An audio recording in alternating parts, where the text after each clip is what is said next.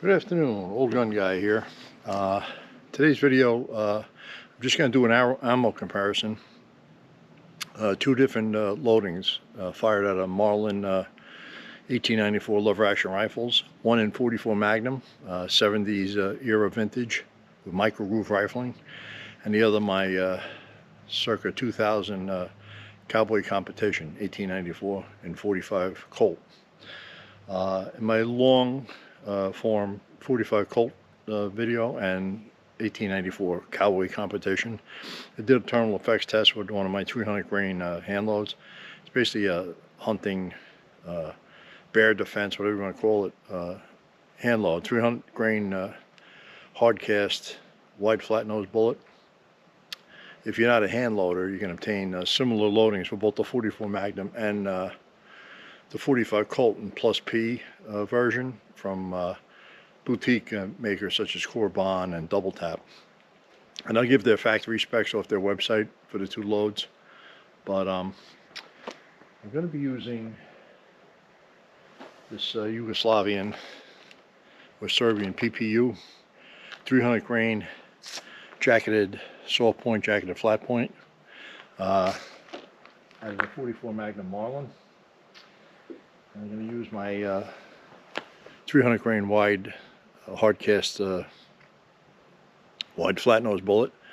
I believe in the other video it was traveling 1511, the first chronograph shot. I'm going to take shots over the chronograph. I'm just going to take one with the 45 Colt because I got a very limited supply of that. I got to load some more, and I'll do two with the factory PPU 300 grain jacketed flat point. And then I'm going to do a thermal effects test on each one. And for those that haven't seen it, let me pause.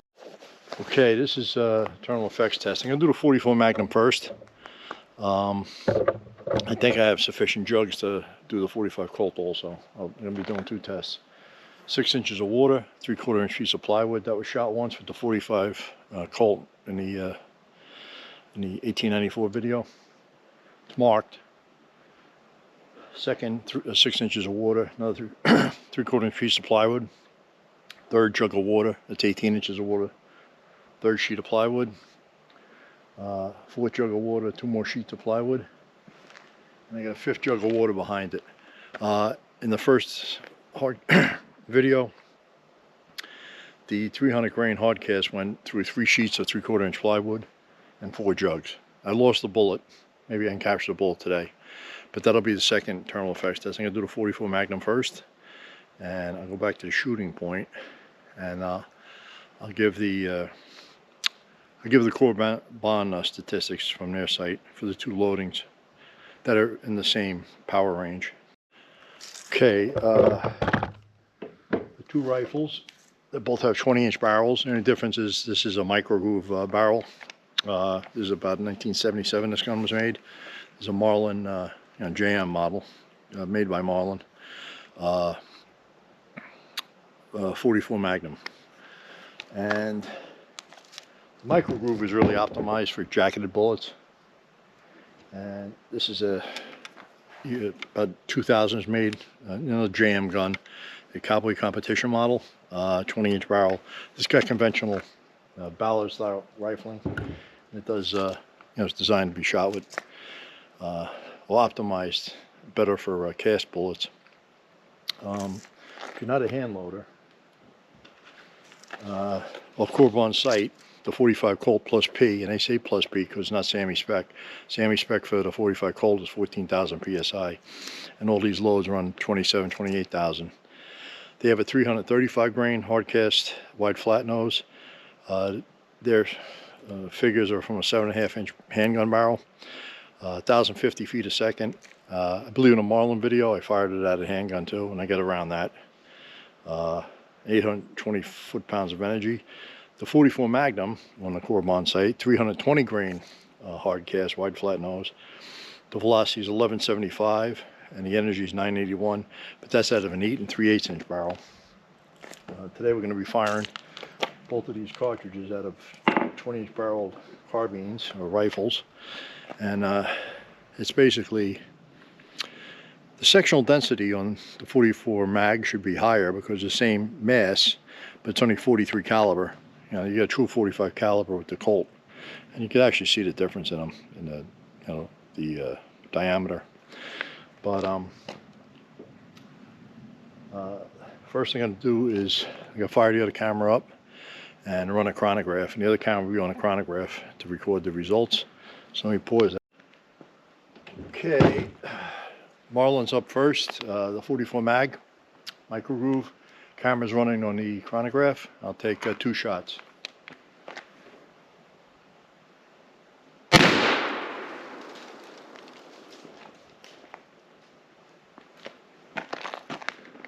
$13.09 it looks like.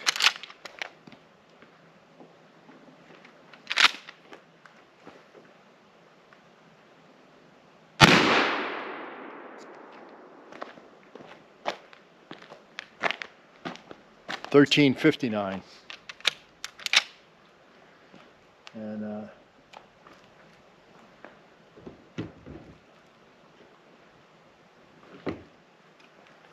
I'm gonna reset the chronograph for a different string just to get separate energy figures so I don't have to calculate them by hand. It's a very good, useful chronograph. It's a little more clunky to set up strings though, but we're only gonna do the one shot on this. And this is the 300 grain cast wide flat nose 45 Colt plus P.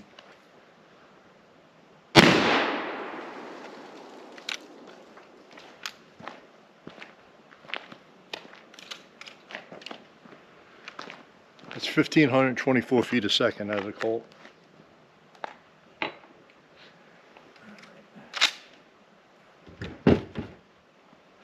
Gonna go to the terminal effects test. First up will be the 44 Magnum, so I'll pause this camera and then set it up.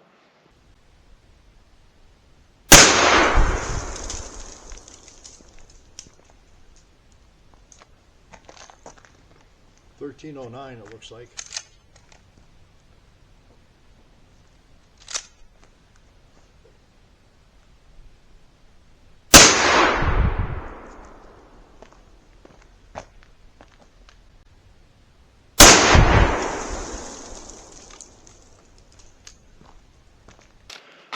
Okay, I think I got the camera on me. I'm going to squat down. The first test is going to be 300 grain PPU jacketed soft point in the Marlin here. All right. Actually, I got to ensure the other camera's running. Okay, here goes the 44 mag.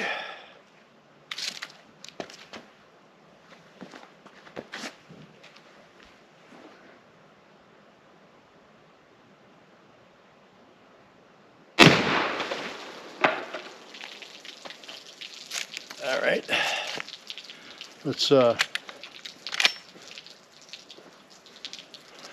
pause the camera here and clean the mess up. We'll autopsy it.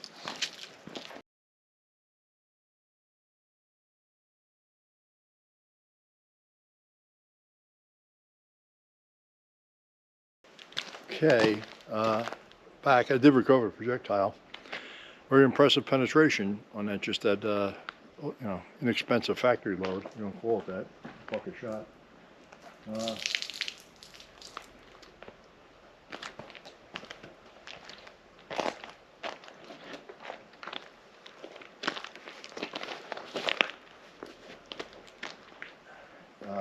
Sorry about that. I thought I lost a projectile. First jug, vaporized it. First sheet of plywood, in, out, right through. Second jug, entered here, blew the jug in half. Second piece of plywood, in, big hole going out. Third jug, I think I went in here, rip the jug apart, come out.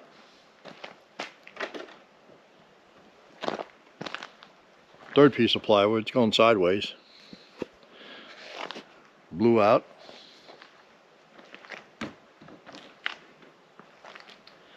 Sliced the fourth jug.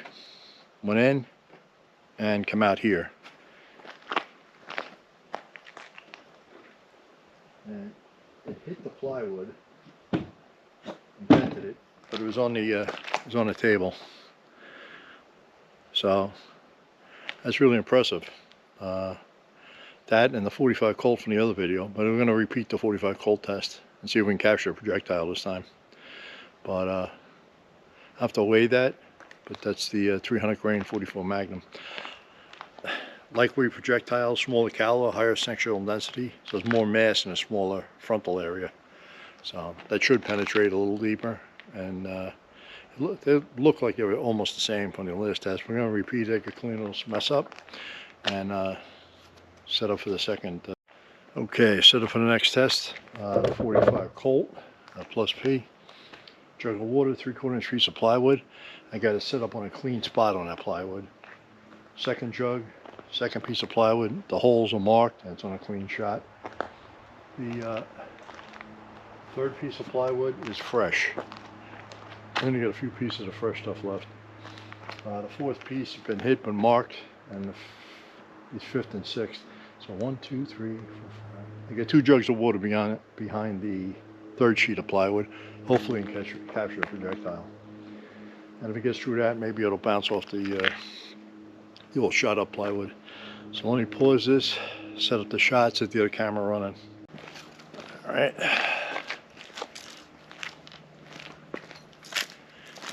Change the angle a little bit. I'll get splashed. All right, a 45 Colt plus V, 300 grain hard cast, wide flat nose, second terminal effects test.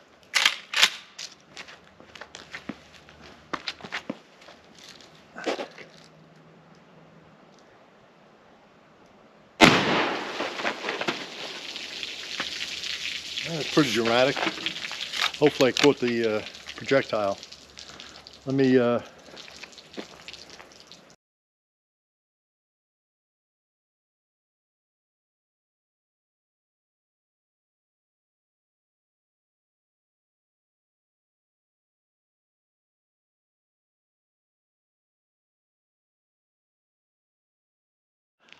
that was pretty impressive. It pretty much wiped the whole table out. Slug went through 4 sheets of plywood and 4 jugs. That's impressive penetration. Anything I recovered, and you get the slug, it escaped again after it blew everything off the table. The gas check was in one of the jugs, I think jug number 3. That's this little copper cap that's crimped on the base of the bullet. First jug in, destroyed it. First piece of plywood, I reversed it for the previous shot parts. Went in here, blew out there. That's sheet number 1. Jug number 2 in, and blew the jug apart. Piece of plywood number 2. This is actually sitting on the bottom. The bullet's tracking down. Blew right through that. No problemo. Jug number 3. Went in here, split the jug, and exited. That's what a gas check was, number 3. Third sheet of plywood's brand new. This is the bottom of the plywood. Entrance, blew a giant chunk out the back, and kept going. 4 and 5 were sitting side by side. I think it entered there and scooted out the side, blew the jug up.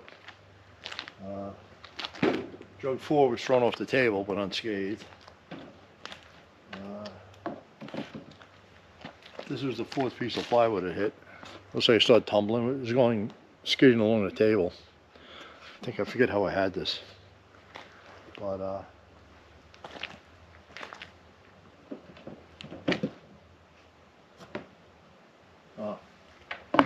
Sorry, that wasn't that one. It was this one. It was on the bottom of the table. It blew out the back. So four jugs of water, 16 inches of water, and 4 sheets of plywood. That'll go for any big bear or anything trying to eat you. Obviously not good personal defense round, because you just shoot through about 6 people with that. It's a pretty interesting result. So properly loaded, and you can get, you know, loads from commercial manufacturers. The 45 Colt is the pretty much equal to 44 Magnum, loaded to them levels. And Corbon produces it, and so does, you know, I know Double Tap does Corbon. It's like small boutique high performance ammunition manufacturers, and you know, they're like $2 a shot. But if you're on a bear country, either one of them loads, you can fire it out of a handgun, they're going to straight line penetrate. You know, as long as your aim is good, shot placement, you won't get a chunk taken out of you. But that'll do my little video today for the 300 grain 44 Magnum 45 Colt plus P comparison. Okay, I forgot to put the energy and velocity figures in. The 44 Magnum 300 grain projectile was for the 2 shots 1,334 feet a second, and the energy was 1,186 foot-pounds. And for the 45 Colt, velocity was same 300 grain projectile, 1,524 feet a second, about 190 feet a second faster, and the energy was 1,547. So in the plus P form, the 45 Colt is the equal to 44 Magnum in reality. Weighed the projectile that I captured from the 44 Magnum, it was 295 grains, so I lost 5 grains, but it pretty much stayed completely intact, and just some deformation on the you know, exposed soft lead nose. But you know, it's pretty good result for inexpensive. There's really no inexpensive 44 Magnum ammunition, but the least expensive of what you might find out there. And that'll be it for my 44 Magnum, 44 Colt plus P 300 grain projectile thermal effects comparison. I'm Old Gun Guy. Have a good day.